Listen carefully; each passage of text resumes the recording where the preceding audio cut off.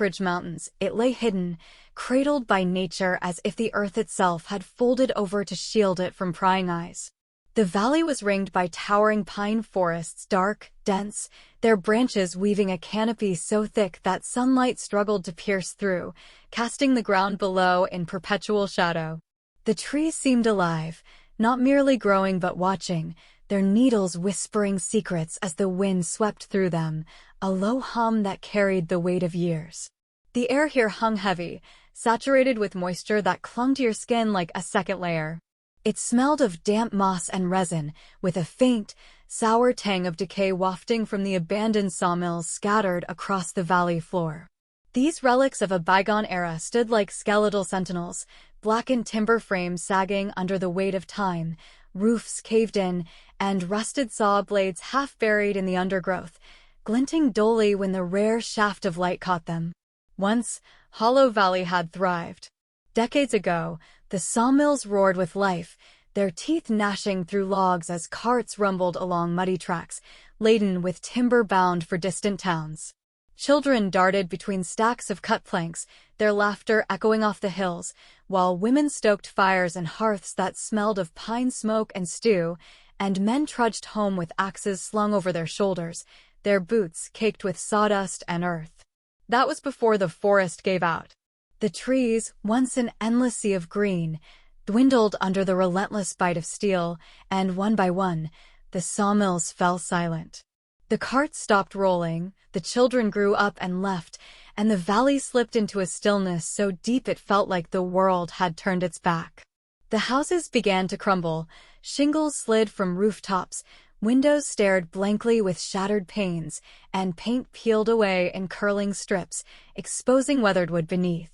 Only a handful of souls remained, their faces etched with lines carved by brutal winters and scorching summers.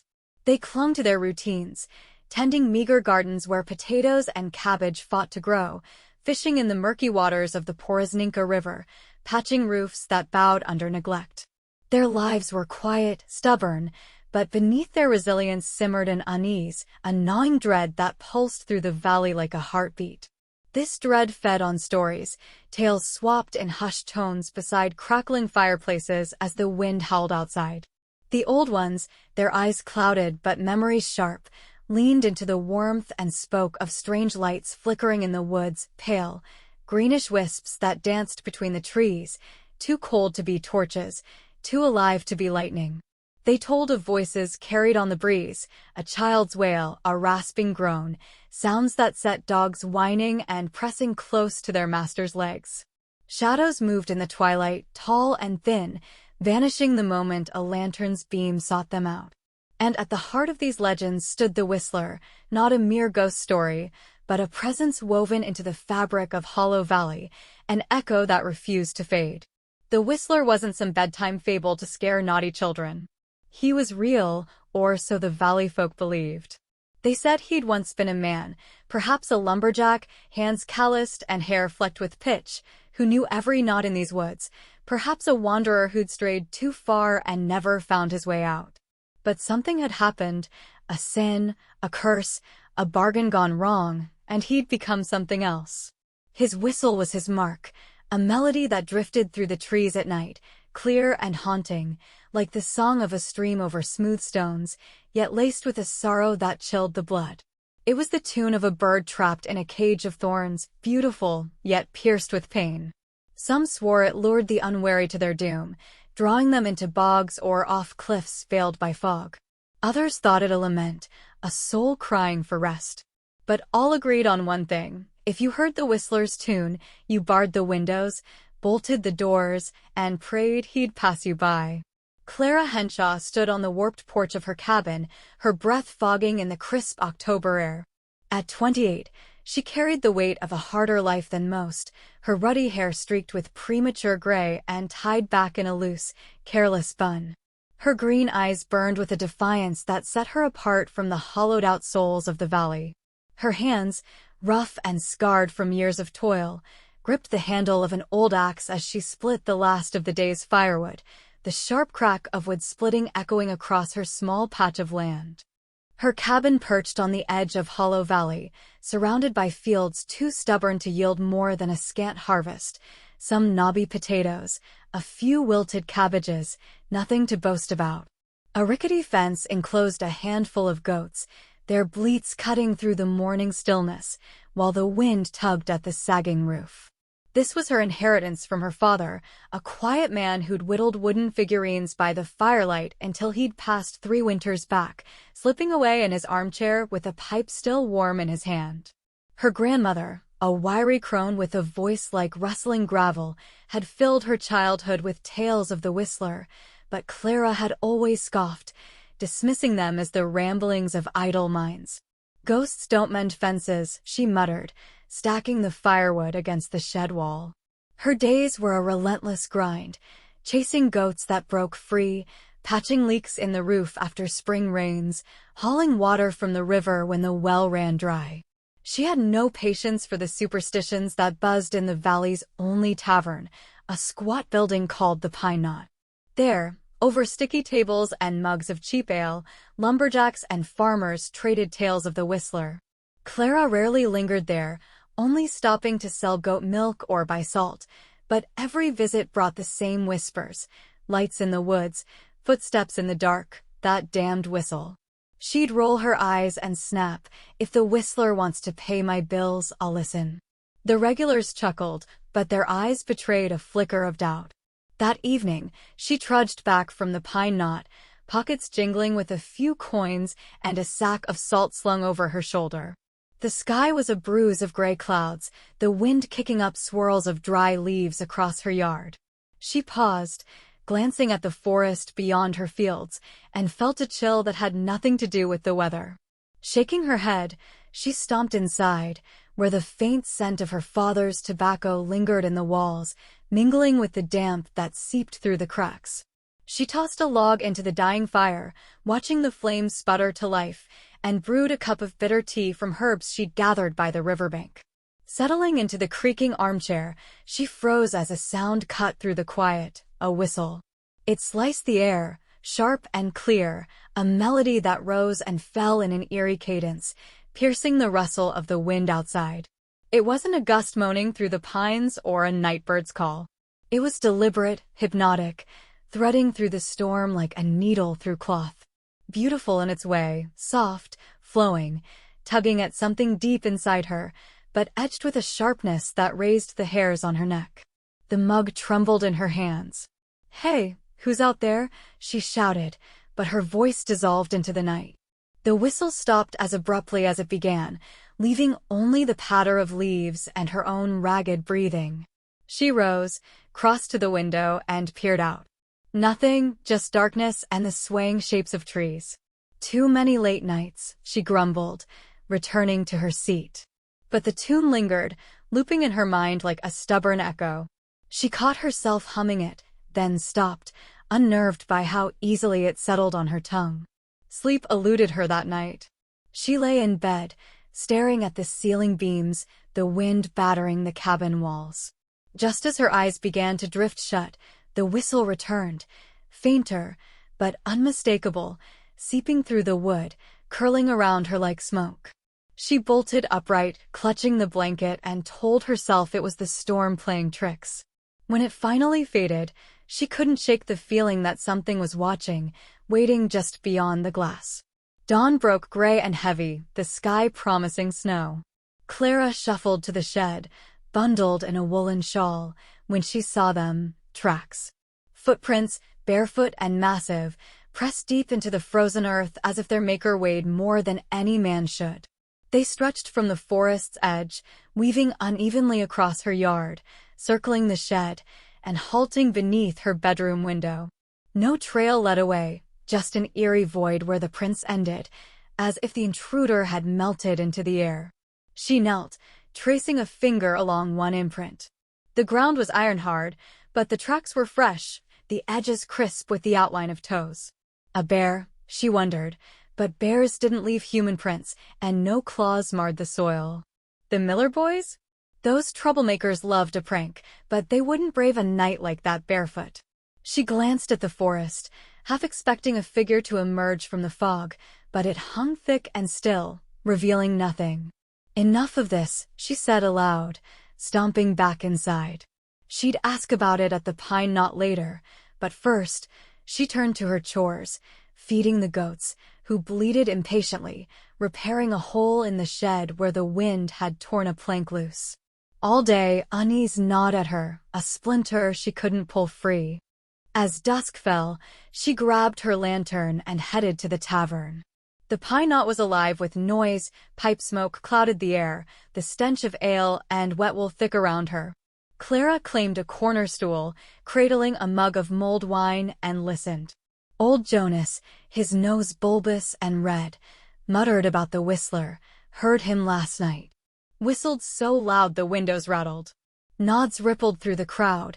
One man swore he'd seen a shadow by the old mill, another heard boots on his roof. Clara snorted. "You really believe this nonsense? Maybe it's just the wind in a hollow log." Jonas squinted at her. "You're bold, Henshaw, but don't tempt fate. The whistler don't take kindly to mockery." She smirked, but the tracks flashed in her mind. What if someone left prints under my window, big, barefoot ones? That him too. The room went quiet, eyes darting between faces. Jonas leaned in. "Big, you say? Bear?" She nodded. "Then pray, girl. He's marked you." The words hung in the air, heavy as the smoke. Clara forced a laugh, but it came out brittle. "Marked me? For what? Milking my goats too loud." A few chuckled, but the tension didn't break. Marta, the barmaid with a face like weathered oak, slid a fresh mug her way. "Don't scoff, Clara. My gran saw him once, tall as a tree, eyes like coals. Said he whistled her brother into the swamp." "Swamp's a long walk from here," Clara shot back, sipping the wine. "Maybe he just got lost." "Maybe," Marta said, wiping a rag across the bar. "But them prints ain't natural. You check your locks tonight." Clara stayed longer than she meant to, the warmth of the fire and the drone of voices lulling her. The regulars spun their tales. Widow Tilda claimed the whistler stole her husband 20 years back, leaving only his hat by the river. Young Pete swore he'd found a deer carcass in the woods, gutted with no tracks around it. Each story piled on the last, a tapestry of fear and wonder. Clara listened, half amused, half unsettled, until the fire burned low and she trudged home under a moonless sky. Back at the cabin, she barred the door, a habit since her father's death, and stoked the fire. The wind howled louder now, rattling the shutters, and she tried to shake Marta's words. She climbed into bed, the blankets cold against her skin, and closed her eyes. Then it came again, the whistle. Louder, closer, as if it stood just beyond her porch. It wove through the storm, a thread of sound that pulled at her nerves, beautiful and terrible. She sat up, heart pounding, and grabbed the rifle from its perch above the mantel, her father's old hunting piece, loaded with 5 rounds. She lit the lantern by the door, its flame flickering in her trembling hand. "If you want me, come get me," she growled, stepping into the night. The forest swallowed her whole. The fog clung to her coat, soaking her hair, and the cold bit deeper with every step. The lantern's glow was a frail shield against the dark, casting jittery shadows across the pines. The whistle guided her, its notes slicing through the branches like silver ribbons, tugging her onward. Her boots crunched on needles, the rifle a heavy comfort in her grip. The trees here loomed taller, their trunks twisted as if warped by years of listening to that unearthly tune. Time blurred in the forest's embrace. Had she walked minutes or hours? She couldn't tell. The melody grew sharper, insistent, until she stumbled into a clearing she'd never seen, though she'd roamed these woods since childhood. The fog parted like a curtain, revealing a gnarled oak at the center, its branches clawing at the sky. Its trunk was thick, contorted, as if it had grown in agony, and beneath it sat a figure. He was tall, draped in a tattered cloak that might once have been fine, now frayed and stained by time. A wide-brimmed hat shadowed his face, and his hands, pale, bony, with nails like chipped flint, rested on his knees. From his lips came the whistle, a sound that thrummed in Clara's chest, stirring something primal, a pull to flee and stay all at once. "Who are you?" she demanded, raising the rifle. The whistle ceased. He tilted his head, as if weighing her worth. When he spoke, his voice was low, rough as leaves over stone. "You shouldn't be here, girl." "Then why'd you call me?" she snapped, tightening her grip. He rose, unfolding to a height that made her feel small, and the lantern's light fell on his face, or what was left of it. Gray skin stretched tight over sharp bones, cheeks sunken into hollows, eyes deep pits faintly glowing with a sickly gleam. His lips were cracked, bloodless. "I don't call," he said. "The song does." He called himself Elias Crow, a lumberjack from Hollow Valley over a century ago. He sat again, motioning her to a fallen log, and against her better judgment, she perched there, rifle across her lap, lantern casting a pool of light between them. His story spilled out, a river of memory and regret.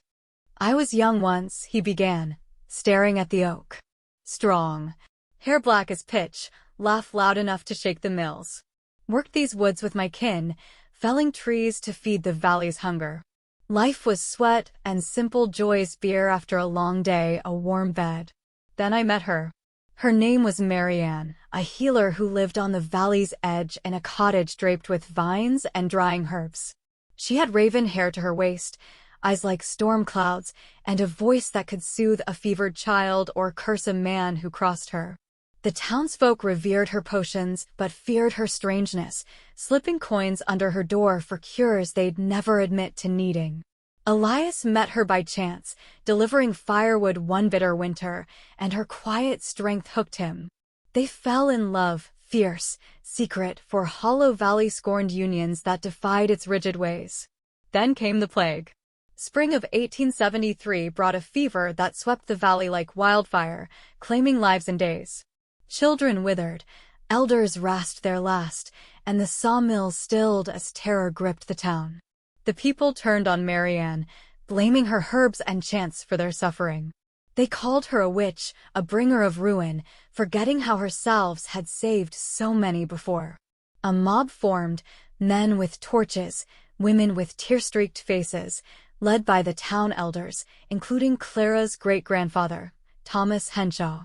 Elias was away, hauling timber to a neighboring valley, when they dragged Marianne from her home.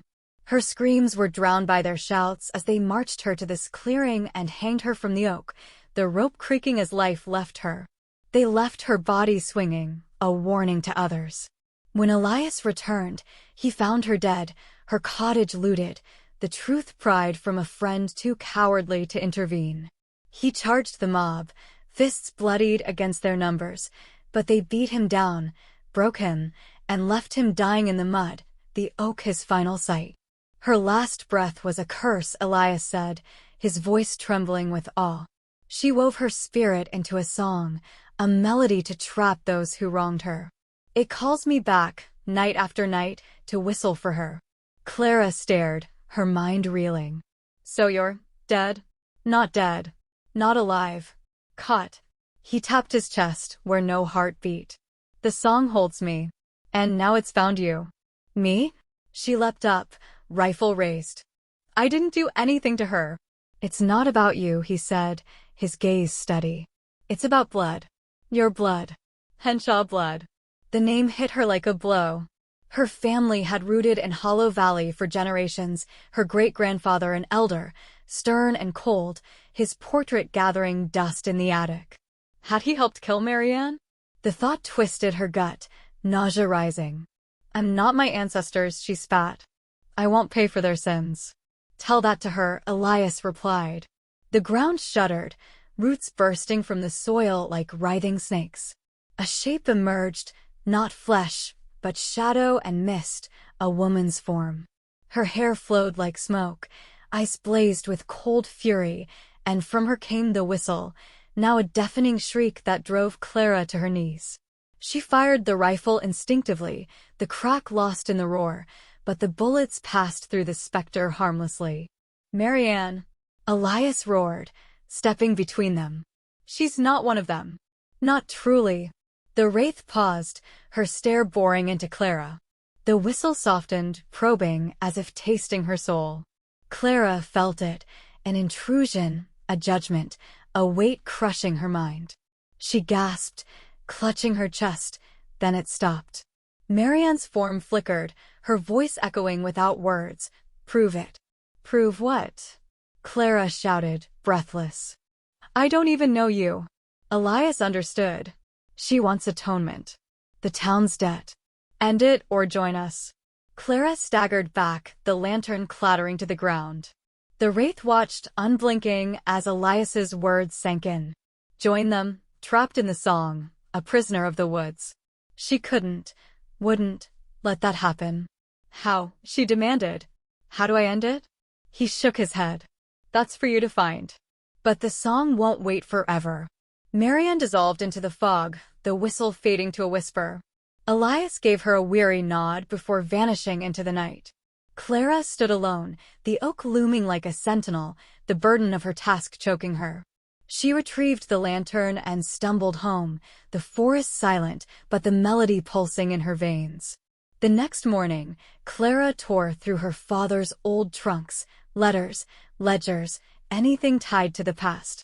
She found little, faded receipts, a journal of crop yields. But in the attic, amid moth-eaten blankets and broken chairs, she uncovered a wooden box. Inside lay a tarnished silver locket engraved with Th. Thomas Henshaw.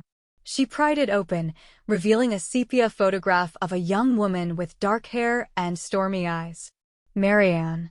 Her breath caught. Her great-grandfather had kept this, a secret token of the woman he'd helped destroy. Why? Guilt? Love?